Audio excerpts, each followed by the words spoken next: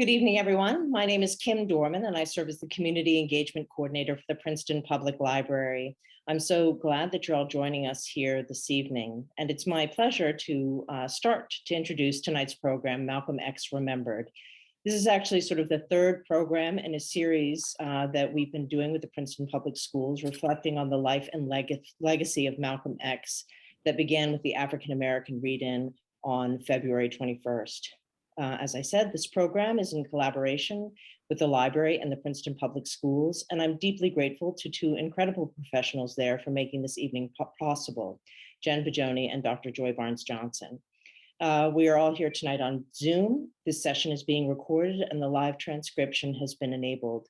If you have questions for our panelists at any point during the discussion, please feel free to put them either in the Q&A and the chat, and we will get to them towards the end of the program. Dr. Joy Barnes-Johnson is an educator at Princeton High School who also serves on the boards of Paul Robeson House and of Princeton and Choose. Dr. Barnes-Johnson.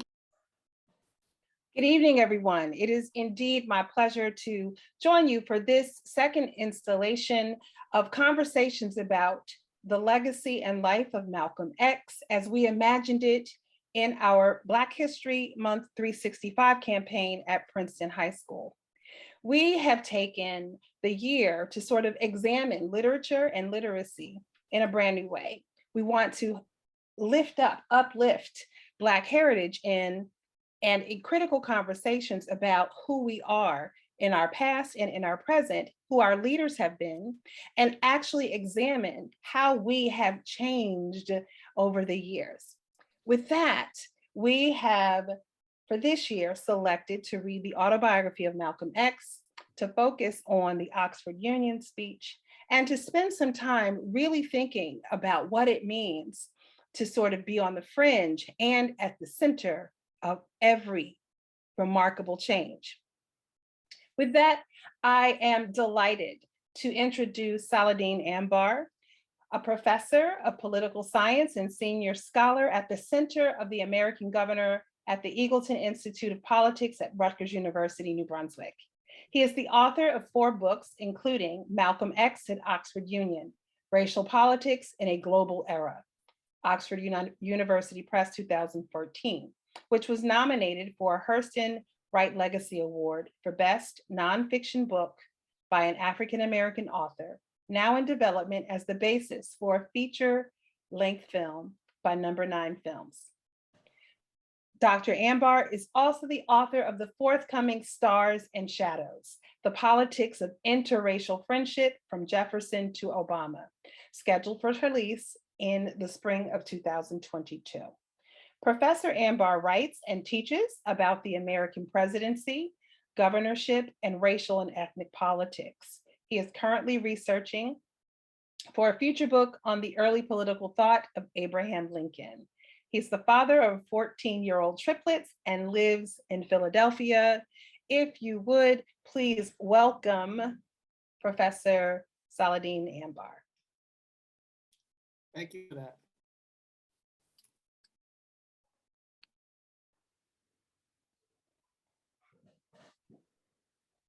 So, your book about the Oxford Union speech, what would you say were the most important points of inflection on the time that we should bring into our current understanding of who Malcolm X is and why we need those words today? Well, let's go to the subject. First, let me just begin before I delve into a response. Let me just thank you, Joy, and thank Jennifer Bigioni-Newman and everyone associated with the public library in Princeton and everyone associated with Princeton High School, where I taught for 10 years very happily. It was some of the best years of my life, frankly, professionally and personally. So I want to thank you all for having me and inviting me to talk about Brother Malcolm today. So let me not be remiss in thanking you all. Look, we can get to the current events in any number of ways, but what Malcolm essentially was doing at Oxford, and I think throughout most of his adult life post-incarceration, was highlighting the political, social, and economic vulnerability of Black people in the United States and really throughout the world. And in so doing, what he was also suggesting was that the same kinds of rights that Europeans, whites writ large, took for granted, the right to defend themselves, the right to raise up. We are hearing lots of praise for the Ukrainian resistance. And we hear all kinds of plaudits for other people who have fought their oppressors. Malcolm believed that Black folk in the United States in particular had every reason and right to defend themselves against such oppression, and really had a right to what I describe in the book as Black fury and anger. That this was a kind of characteristic that whites assumed was theirs rightfully, but somehow not to be within the domain of the Black experience. So Malcolm highlighted the vulnerability, but also highlighted the right to resist. And in so doing, at Oxford concludes that speech famously by citing Hamlet, who suggests, more than suggests, but argues that the way to counteract the slings and arrows of outrageous fortune is to ultimately oppose them. And Malcolm felt that you can't oppose them in a docile manner. You have to oppose them by any means necessary. A rather loaded term he used, but one that positioned him firmly within the context of human rights, not just civil rights, but human rights, always trying to expand outwards the idea that the Black experience was not just a local experience in the United States, but really one that was global and spoke to Black humanity. Absolutely. The question in that moment about extremism in defense of liberty as a virtue is something that I think we all are examining and should be examining for the rest of our lives because of its critical importance. And so I'm thinking about who Malcolm X was as a global citizen and how he actually saw oppression just so profoundly. He understood so many causes. And in general, I think he was commonly misunderstood. So if you had to sort of encourage educators and community folks who are working with youth to re-examine who Malcolm X is, where should we start? Well, I think it's interesting because, Malcolm did not do a lot of writing. He didn't do a lot of, he was not a scholar per se. And that's, I think, to his advantage as a thinker, frankly, if I could, be so gauche as a professor to say. I think he had a kind of gift that was orally based. Malcolm was a master rhetorician. He was also a master organizer. But in terms of the legacy and where people can learn, they really need to go to his speeches, frankly. They need to go to go to the message to the grassroots, which is a speech really delivered to a Black audience and really for the Black diaspora.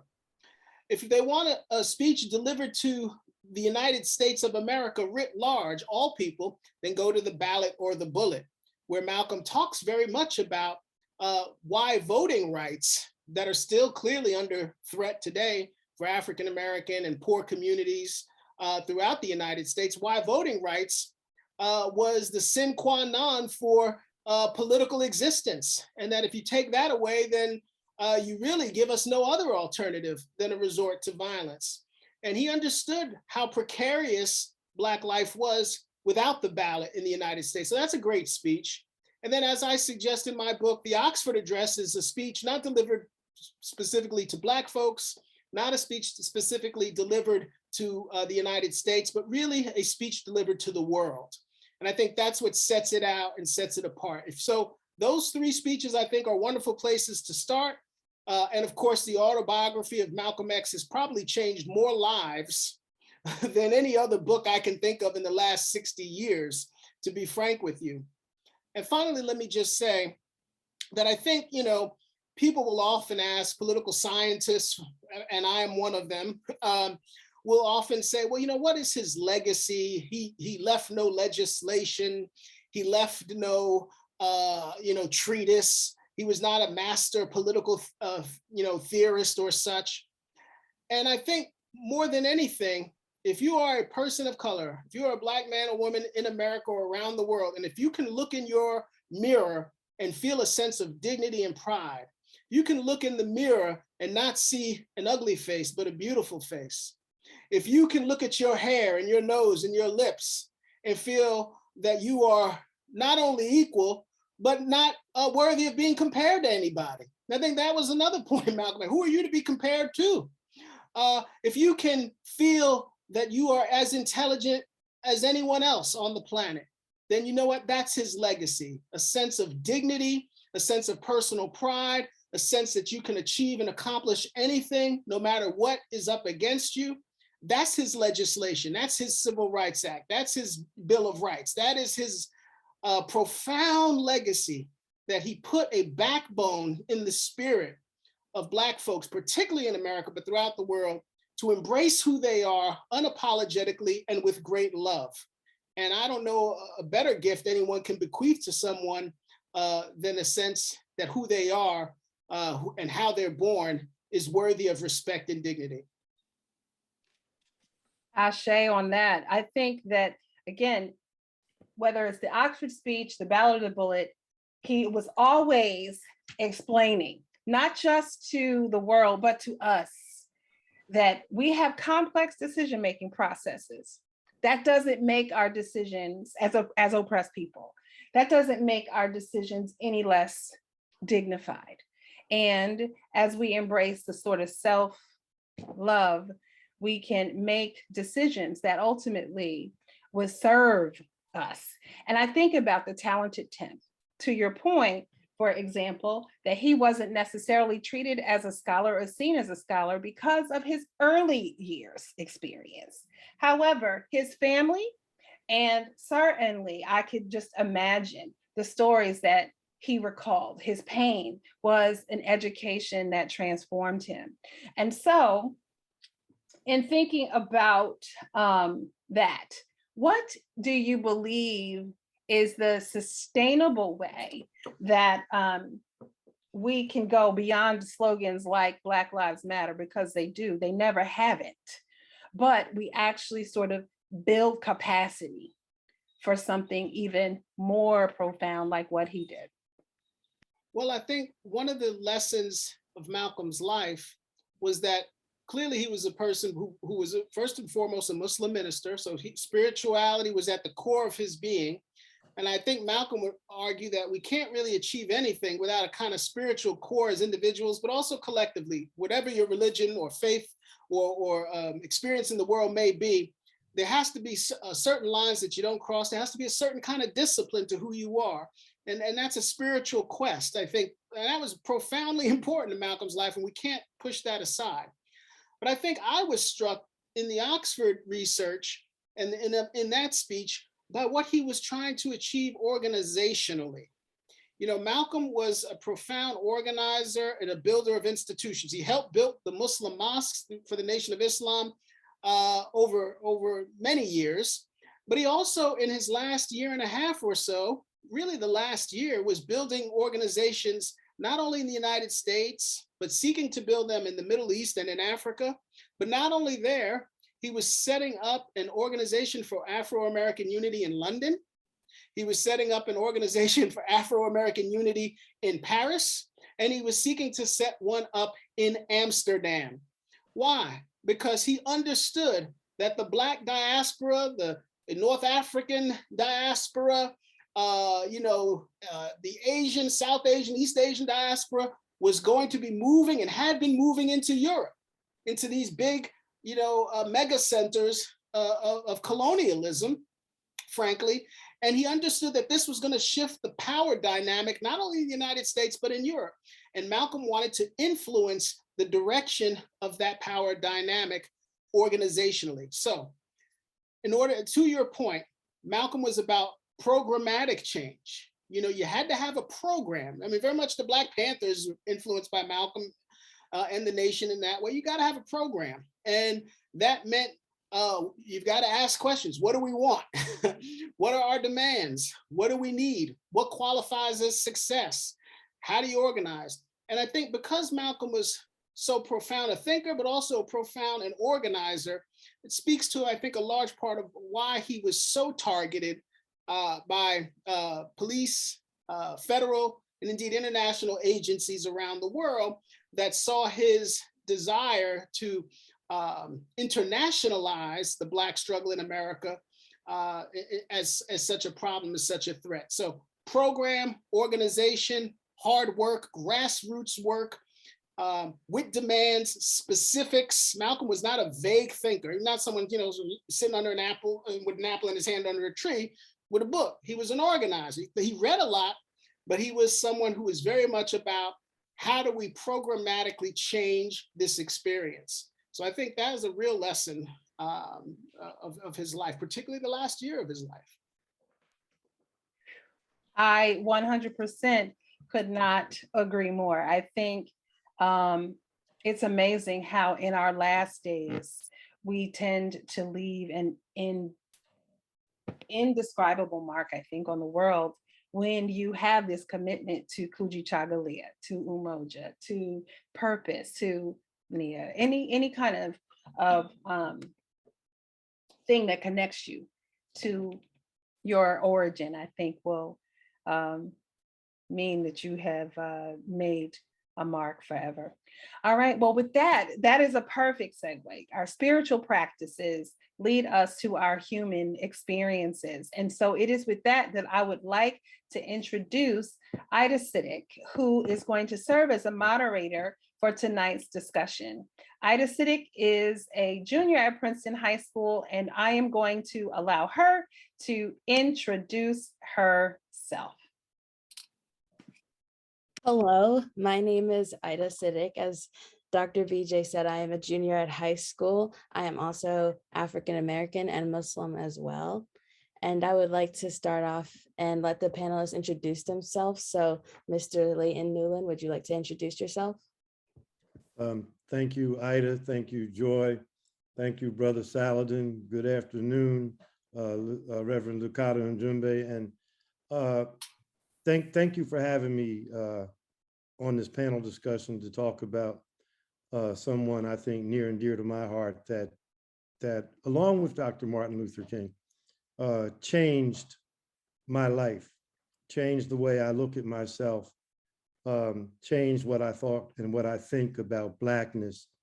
And quite frankly, both Brother Malcolm and Brother Markin walk with and through me on a daily basis. That's a little bit more of an introduction, but thank you. It's good to be here. And I just want to say how humbling this is and how, quite frankly, a little intimidated I am to be with such scholars like my brother Saladin and also the Reverend Lucado and Jumbe. So I hope that I can contribute something meaningful here. But again, thank you for having me, and thank you, Kim Dorman, for orchestrating this. Thank you, Mr. Luton. Reverend Lucado Njube, would you like to represent yourself? Sure. First of all, thank you so much for giving me the opportunity to be with all of these scholars, these activists, these leaders, younger and older, those who are seeking to change the world and are thinking about how it has already been changed and what we have been left to do. I'm the Reverend Lucado Njube. I'm the pastor of the Witherspoon Street Presbyterian Church based in Princeton, New Jersey. I'm in my car because I am on my way back from Malcolm X's gravesite up in Ferncliff, New York. Every year there's an annual pilgrimage to Malcolm's gravesite and the site of Betty Shabazz, his wife, who lays next to him. And I traveled up to White Plains, New York earlier today and spent the entire afternoon. And in that same cemetery, we also have the gravesite of Paul Robeson, and his wife Eslanda Robeson. So after Malcolm and Betty, I had to go visit with Paul and Eslanda, and then a couple of rows over, James Baldwin is there, and then in another area, Thelonious Monk, and there is a host of ancestors who are there, and so I am just thankful to have been able to spend time with them earlier this afternoon and to spend this time with you all this evening. And I'm excited to be a part of this conversation. Thank you for the invitation. Thank you so much. My first question is, I am a Muslim, an African-American woman. What do you think Malcolm X would have wanted for the Black Muslim community today in regards to religious freedom?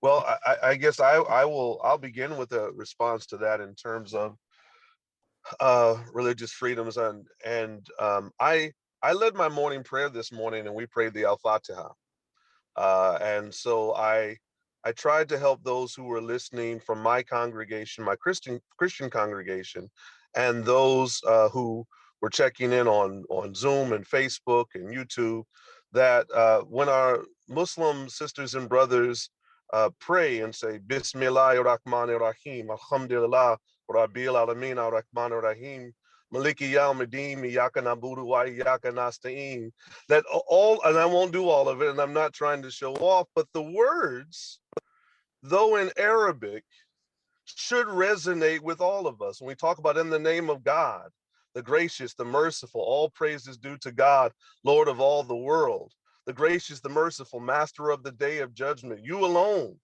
do we worship, to you alone do we submit. Show us the straight path, the path of those who have received your favor and not those who have been led astray and earned your wrath.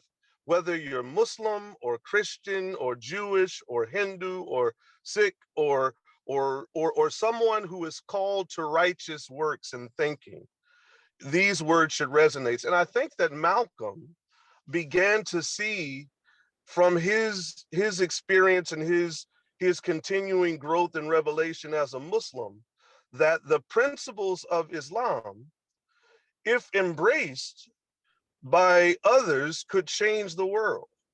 It didn't allow you to be racist. It didn't allow you to be oppressive to other people. And so I think that today Malcolm would be just as fiery and just as outspoken against Islamophobia, against the abuses of those within our Muslim community that we find in this country, in Europe, and that we find around the world. But he would also still, I believe, have hope that if the principles could be understood, then so many people would see that there was hope, and there was even liberation found within the teachings that can combine and connect all of us, that truly, that one day we may be able to see ourselves as one people serving one God with one destiny. And I hope, though Malcolm is not here with us physically here today, that there are those of us within both the Muslim, the Christian community, and multiple faith communities that would see that we have more in common than we have that separate us. And when we truly connect, that we can move forward together in some transformational ways. Reverend Lucado, thank you for saying that, because I think I'm reading now from his autobiography, and that's a point that I think he makes. He says, it was a big order, the organization I was creating in my mind, one which would help to challenge the American Black man to gain his human rights and to cure his mental, spiritual, economic, and political sickness. But if you ever intend to do anything worthwhile, you have to start with a worthwhile plan. And then he goes on to say, this organization would embrace all faiths of Black men, of Black people, of Black human.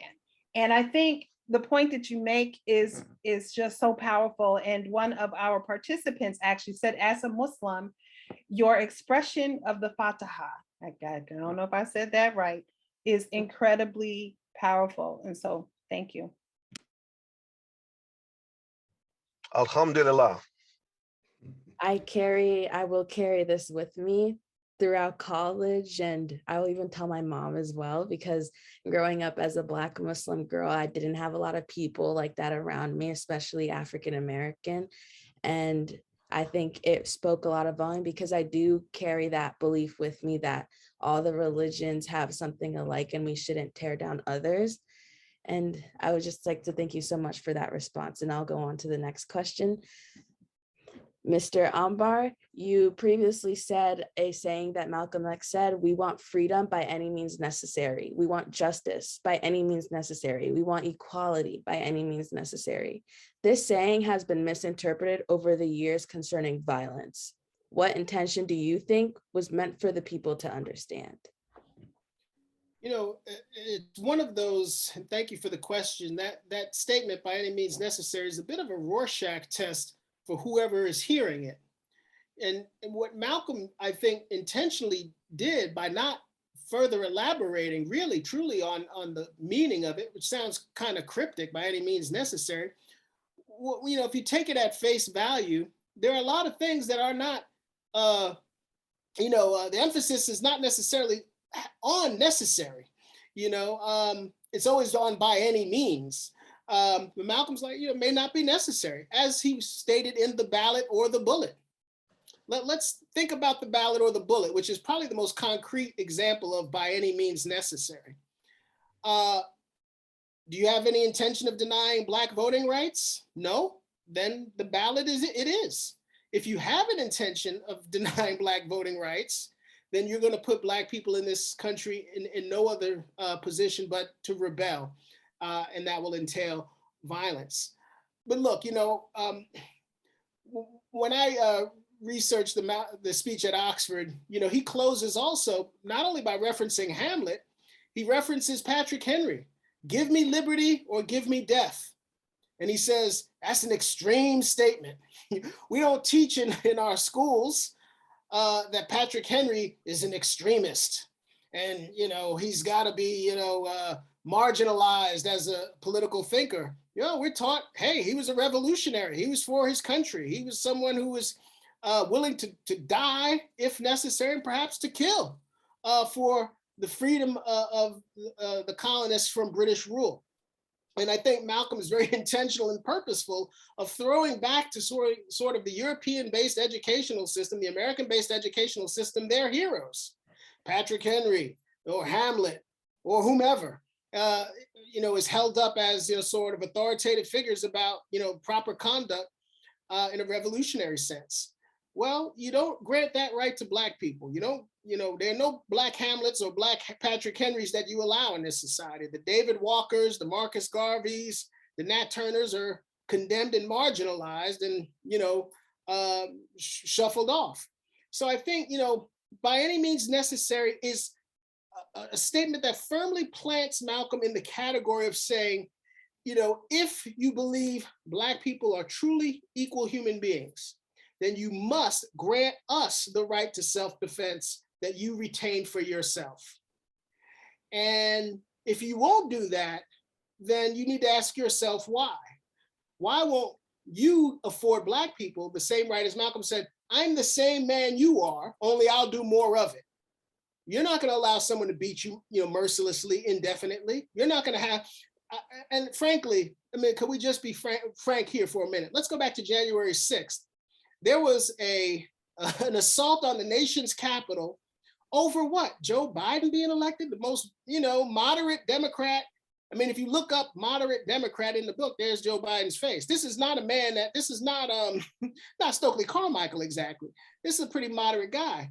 But the prospect that somehow Donald Trump had been robbed of the election, that Biden was going to give healthcare to people, I don't know what he was going to do, that made, tens of thousands of people and hundreds of people storm the Capitol ultimately, not only visit Washington, but storm the Capitol, violently assault law enforcement officers, kill people, seek to kill them, seek to kill the Speaker of the House. Over what? That's a far cry from denying people the right to, voting. That's a far cry from denying people the right to live wherever they want, to go to school wherever they want.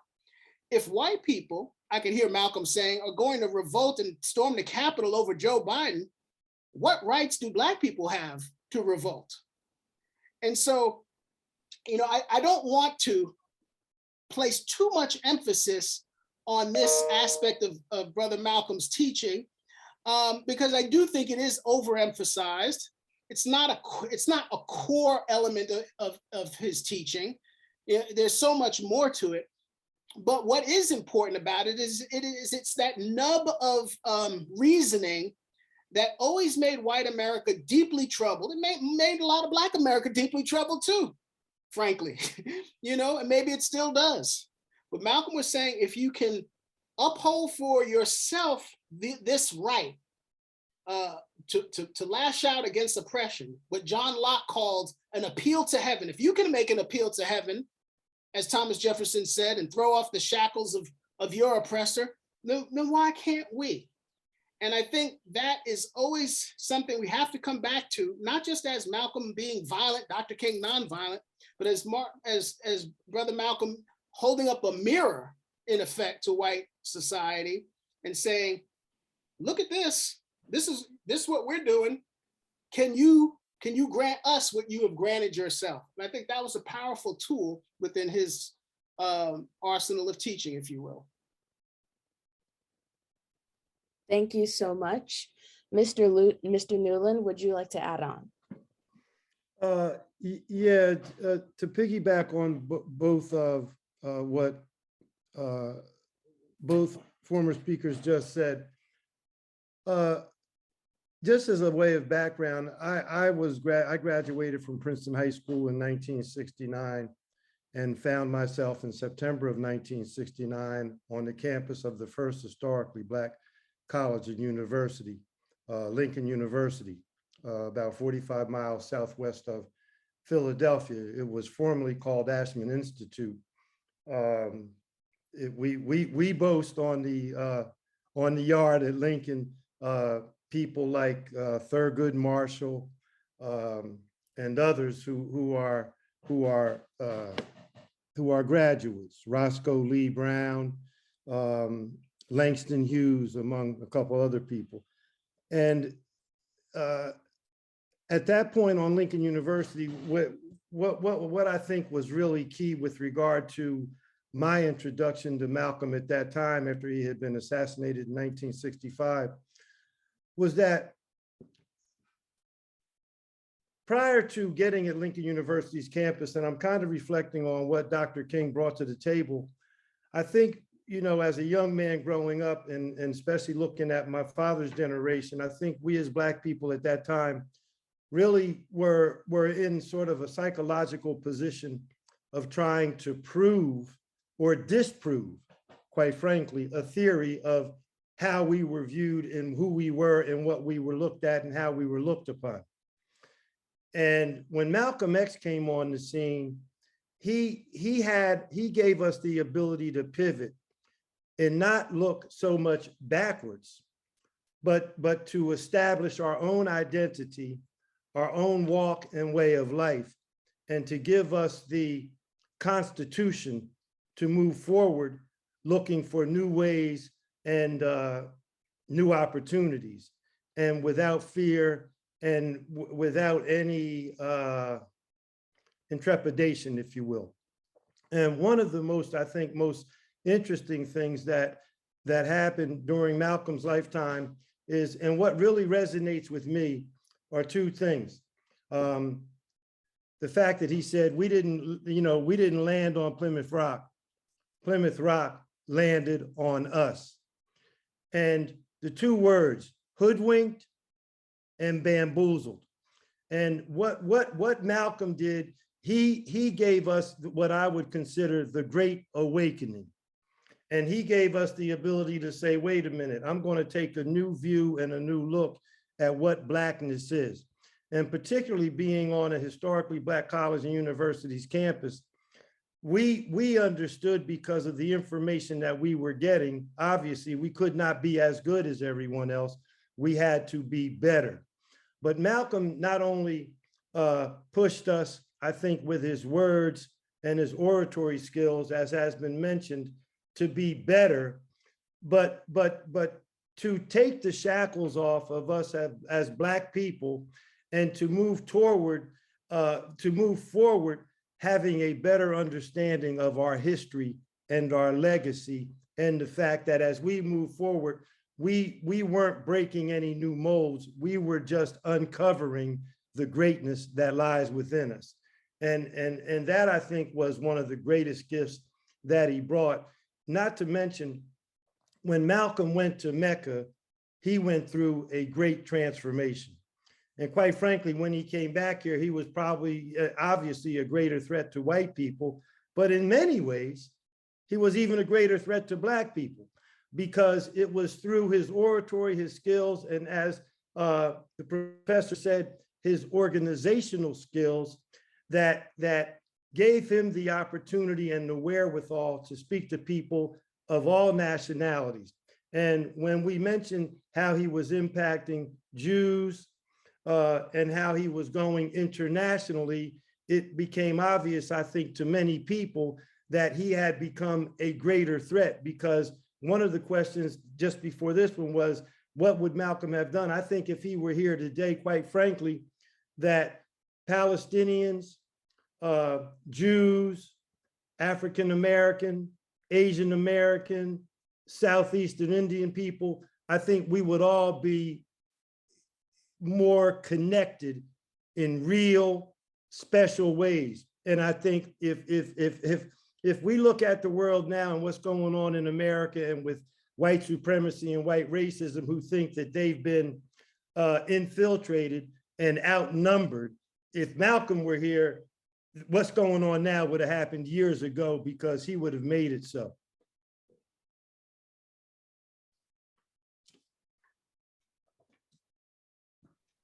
Thank you. That I think is the legacy. Thank you so much, Mr. Newland, Professor Ambar. I have another question. This is more so for young adults like myself. What role do you think we have in honoring the life and work of Malcolm X today in order to pass on his legacy to future generations?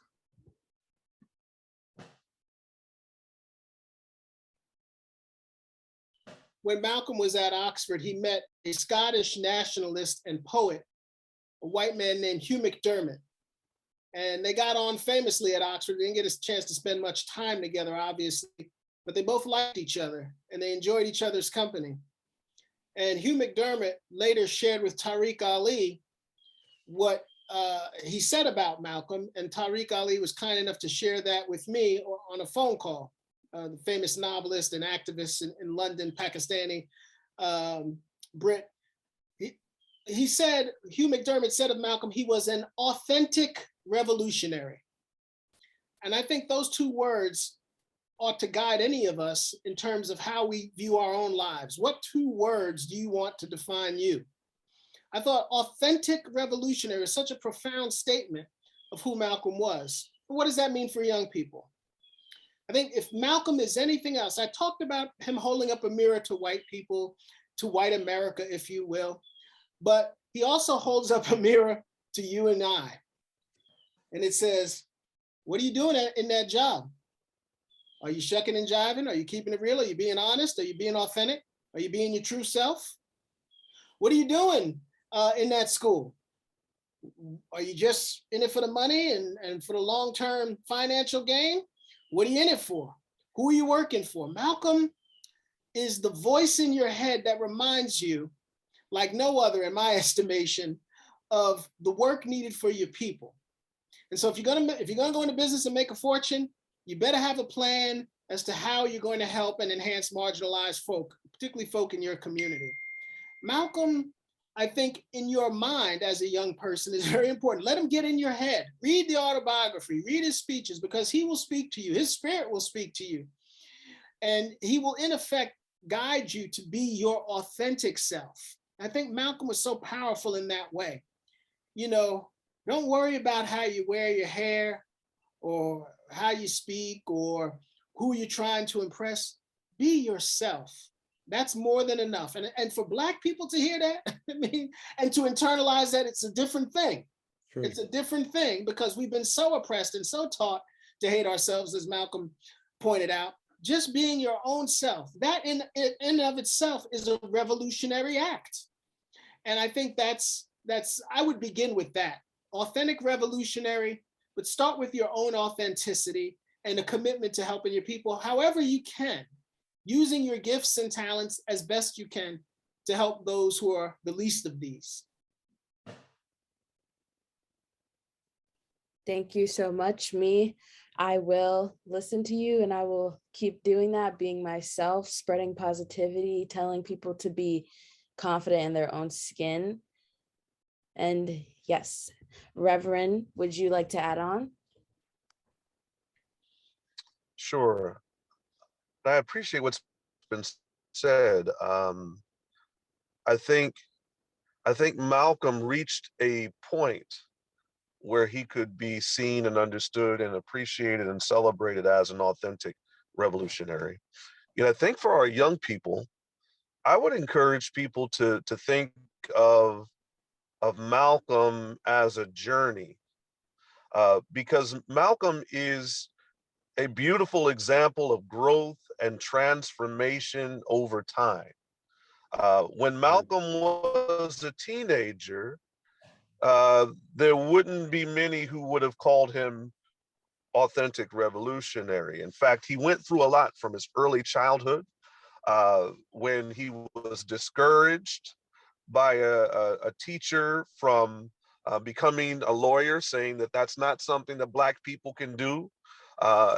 He became a teenager who found himself in the streets and struggling and dealing with the realities of life as in being known as Detroit Red and being someone who was connected to a family, who came out of a family that tried to do their best and give their best, that came from a family that were rooted in certain liberation traditions like the Universal Negro Improvement Association of Marcus Mosiah Garvey. Both his mother and father were Garveyites. But when you look at Malcolm's life, and this is, I think, is important for young people, you may still be under construction right now. The paint may still be wet. You're still growing, you're still becoming, you're still transforming. And Malcolm went, that took place over his entire life.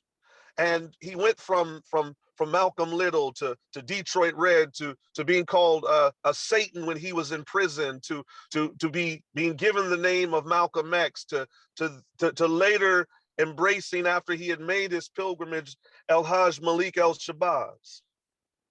So I think that for young people, I would say, when you look at Malcolm, know that the struggle is eternal and continues, and God may not be finished with you yet.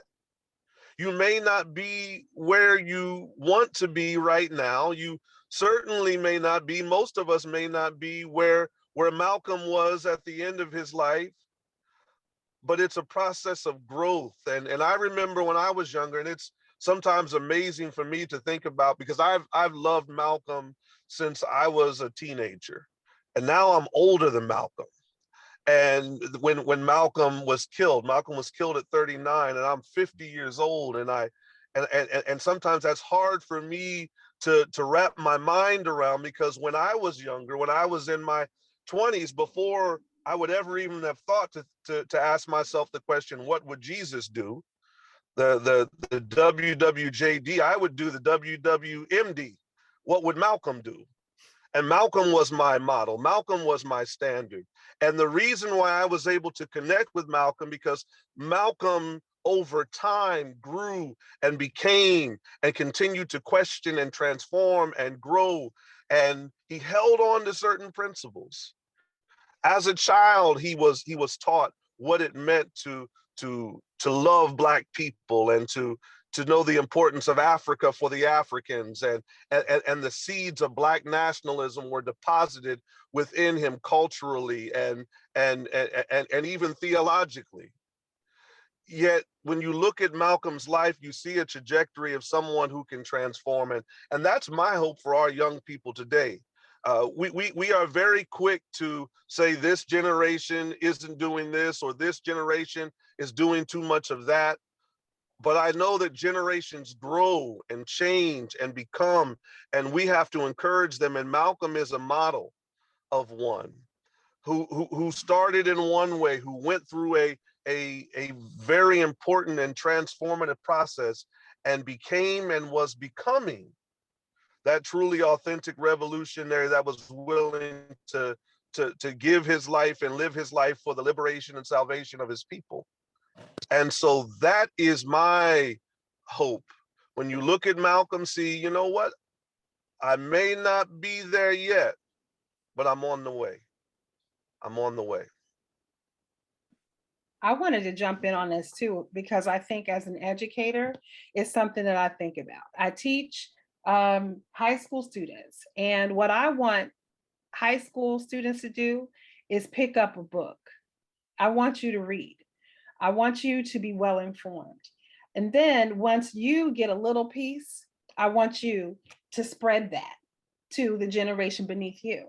And then I think we can reproduce greatness that starts with us being highly literate, and then using that literacy to be much more excellent. We have genius already. We have beauty already. We have creativity already, but we don't always have the language to express it, all of these things in ways that others will fully understand, get the picture, which is what, again, was so beautiful about Malcolm. And so, like, I think about why literacy programs are important and reading is important. And then, so I would say, like, I went and got this book. It looks weird, but to Reverend Lucado's point, the boy who grew up to become Malcolm X, right? We don't start being these media giants. And see, I think right now, young people, y'all are driven by how many followers you have, how many likes, how many IGs and Snapchats and whatever else you have. And so I would say, take a book and spread nuggets of genius that come from our history and our past before you spread any other message about yourself and your beauty or what you don't like or do like. Talk about our history, reclaim it, own it, and embrace it. And I think if more young people could do that, so that they're communicating about ideas instead of people, then I think the followers will be more like those being discipled by the greatness of our former leaders, our Malcolms, our Martins, our Bettys, our Corettas, our Carter G's, our WEBs, our James Baldwins, our Maya Angelos, our whomever, right? So the beautiful thing about all of those people I just named is they talked about ideas. And that's what I'm thinking, right? That's how we get free. And as a young person, the more ideas that you share, because you've read more books, the books that don't get assigned in school, right? The books that show you who you are in all of your genius and your joy, then I think that's an important job to be done by young people. Well said. I just want to say how blessed y'all are to have a teacher, a scholar like Dr. Joy. I mean, to have her, to have the commitment she has and the wisdom that she has is so important. And that's something else about Malcolm. If you want to know, Malcolm read books, but Malcolm read books that were oftentimes assigned to him by mentors. Malcolm always had teachers, whether it was his big sister Ella, when he was younger, and she was the first one to join the Nation of Islam before any of his brothers joined, and she was the first one to leave the Nation of Islam. Whether it be Elijah Muhammad, you know, Malcolm always gravitated to people who could teach him. So he was brilliant, he was genius, he had tremendous intellect and a desire to learn, but he also was someone who benefited greatly from having teachers, having mentors, having people who could guide and lead. And so I would also say for our young people, the way to understand and to apply and to fully digest some of what we read is by sitting with and sitting at the feet under of people like Dr. Joy, and you may have other people in your life, but mentors are important, teachers are important. And I say that young people look for them, and I say to our older people, we have to become them. If you don't have a group, if you don't have a cadre, if you don't have a community of young people that you're training and nurturing and building up and lifting up, because Malcolm also did that. Once he learned, then he went out and he recruited and went fishing, as they said in the nation, and brought in others and trained them up in the way that they should go. So reading and finding mentors and teachers and guides that can help to walk you along.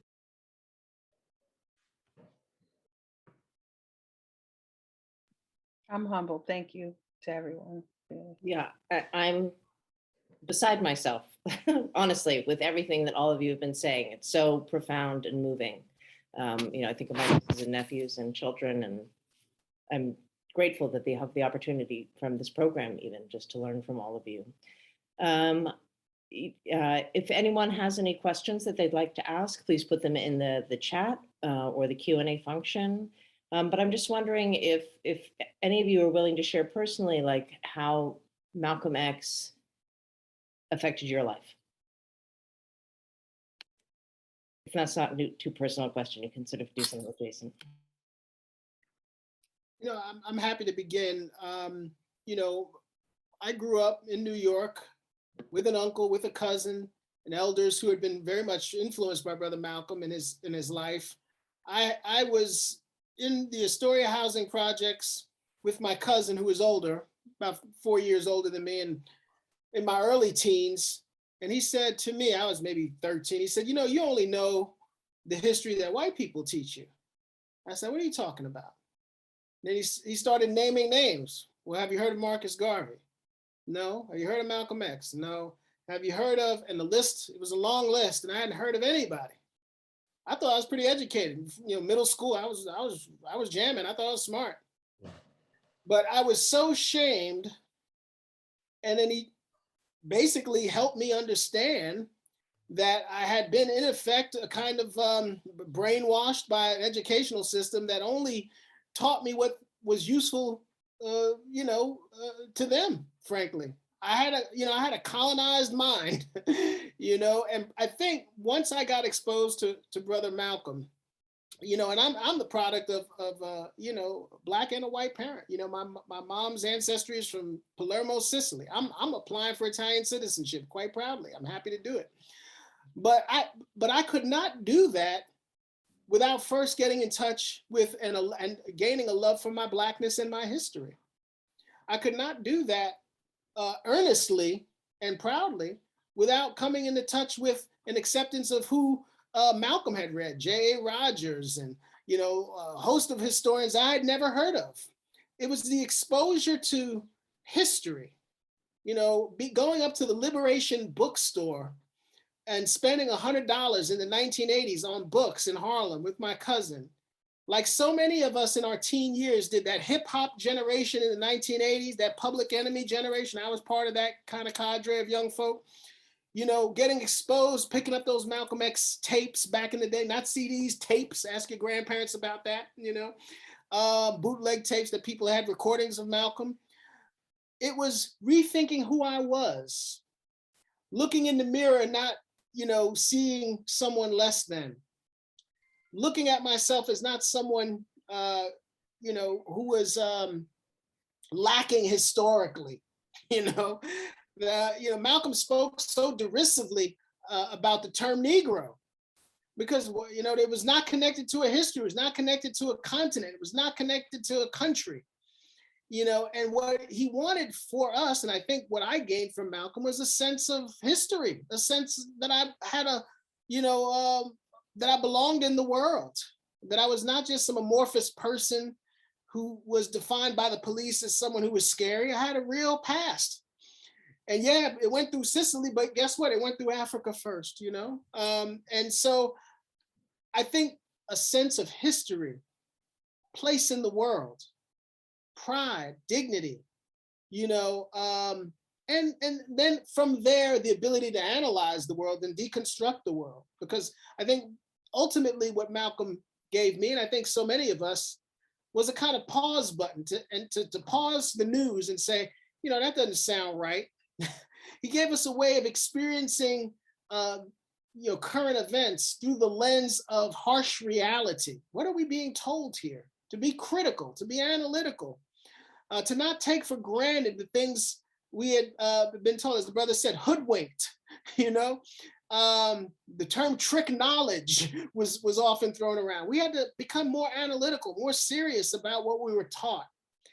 And as an educator, I'll just stop with this. I hope that if anything my students get out of my classes is to think about the world, about history, about politics critically. To not just be so accepting of the dogmas that come down from on high, but to really think critically for themselves. I think that for me transformed me. And frankly, the name that I have today is not the name I was born with. For a time I was Muslim, and I kept the name Saladin Ambar for many reasons, but also as a source of appreciation for the love and instruction and love of self that Malcolm gave me and provided me in those early years. I could not be who I am without having been exposed to him, the teachings of Elijah Muhammad, to be frank, and so many of the youth in that period in New York specifically, that we all know as hip hop moguls today, were exposed to that teaching, and it gave us a sense of dignity that I think otherwise would not have, frankly. Well, I know that we are pushing up on 8 o'clock, and I want to close with the closing words of the autobiography written in 1965, where Malcolm X says, "Yes, I have cherished my demagogue role. I know that societies often have killed the people who have helped to change those societies. And if I can die having brought any light, having exposed any meaningful truth that will help to destroy the racist cancer that is malignant in the body of America, then all of the credit is due to Allah. Only the mistakes have been mine." When I think about the power of those words to, in that moment, like you said, he didn't make it to 40. We have now, outside of Ida, we've all lived longer than he. And so we really need the generations beneath us, Ida and everyone, to sort of hold on and make sure some things happen. So with that, I will leave opening or final comments, if we could keep them brief, to the rest of our panelists. We'll go from Leighton to Reverend Mjumbe and close with Ida. Thank you again, everyone, for having us here tonight. And I will just say this and then drop the mic. If you don't stand for something, you will fall for anything. Malcolm Martin, thank you for having me walk with me, walk through me on a daily basis. And part of the big reason that I even ran to be and to take a place in leadership here in Princeton, because I knew it was time to get busy. And what I get and what I always carry around with me from all of our ancestors is the fact that we have a responsibility to pay it forward. And we must do so with meaning and with love, and be ever vigilant that there is never any time to stop the push of moving our people forward, and remembering that we are somebody and we have a great history to push forward. Thank you.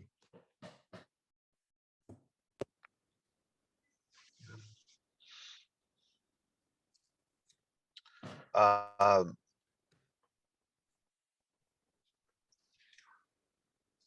the Martinican psychiatrist who was struggling in Algeria, Frantz Fanon, in the book Wretched of the Earth,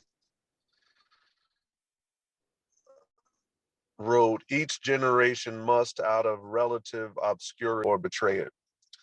And when I went to Malcolm's gravesite earlier today, and I prayed there and I listened to so many people who have struggled and people who knew Malcolm and people who were connected to him in various ways, I was reminded that my work, that our work is not yet fully discovered and has not yet fully been made manifest. There is still work for us to do. There is still work on the grassroots level for us to organize. There are still so many of the contradictions that Malcolm identified back in the 1960s that remain with us and have even been upgraded in such a way that requires an upgraded response and strategy. And so Spike Lee is one of my favorite filmmakers, but I always think he doesn't end his films very well, at least many of them. But I like the way he ended Malcolm X, or the way he ended X, where he had the young people and the old people. The Nelson Mandela said, I am Malcolm X, I am Malcolm X, I am Malcolm X, I am Malcolm X.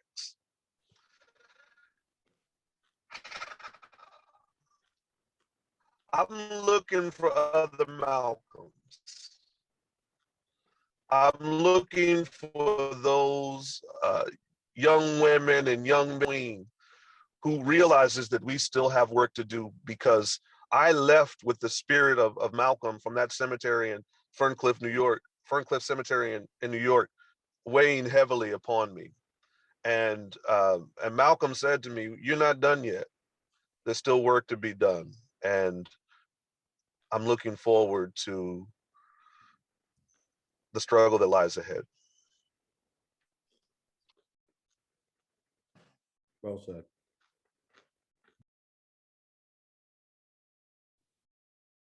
Ms. Ida?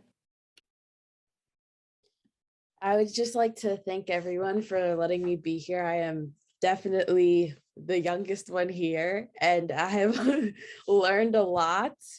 And I would also like to say, like, ever since I was younger, I grew up in a predominantly white town, and I didn't live in Princeton my whole life. I also lived in Saraville, which is in Middlesex County. And when I had history class, a lot of my teachers, when we would talk about Black History Month, about Malcolm X, about Martin Luther King, the textbooks, they always painted him as a bad person, not a good representation of Black history. And I never looked at it and said, oh, he's a bad person. Something was telling me I should go and dig deeper. So I did my own research in elementary school. I told myself, at least, I didn't want to argue with other kids that he wasn't a bad person. I think he was misunderstood. And ever since when I grew up, I've come to realize that a lot of people did agree with my view that I think he was misunderstood. Movies I've watched with him, with people playing him, I've always felt like he's definitely a role model to young boys, young girls, everyone, adults, little children. And I have a little brother, he's 7 years old, and I hope to carry that and teach him along the way about people that are misinterpreted in history, like Malcolm X himself. And yes, so thank you very much for having me.